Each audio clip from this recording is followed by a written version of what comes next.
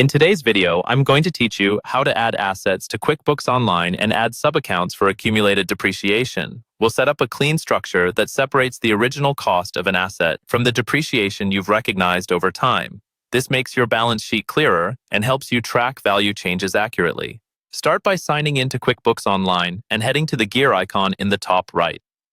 Choose Chart of Accounts. This is your master list of where everything in your books lives, and it's the perfect place to organize fixed assets. Create a new account. This first one will be the main asset account, which acts as the parent. Give it a clear name that describes the asset, like computer or company vehicle. Set the account type to fixed assets. For detail type, pick the closest match, such as machinery and equipment or computers. For opening balance, it's safest to leave it at 0 if you're just setting up the structure. If you're bringing in an existing asset, you can enter the opening balance with the correct as of date, but be consistent with the date you'll use for the subaccounts so totals align. Next, create the cost subaccount. Add another new account and name it with the asset followed by original cost, for example, computer, original cost. Keep the account type as fixed assets and use the same detail type you chose for the parent so reporting stays consistent. Check.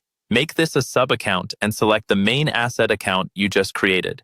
If you're migrating an existing asset, enter the original purchase price and the actual purchase date. If this is a brand new asset you'll record later with a bill or expense, you can leave it at 0 and let that transaction post to this subaccount. Now set up the accumulated depreciation subaccount. Create another new account named with the asset followed by accumulated depreciation, such as computer, accumulated depreciation. Set the account type to fixed assets and choose accumulated depreciation as the detail type. Mark it as a subaccount of the same parent. If you already have depreciation to date, enter the accumulated amount as of your chosen as of date. Otherwise, leave it at 0. This is a contra asset account, so it will offset the cost to show net book value. That's it.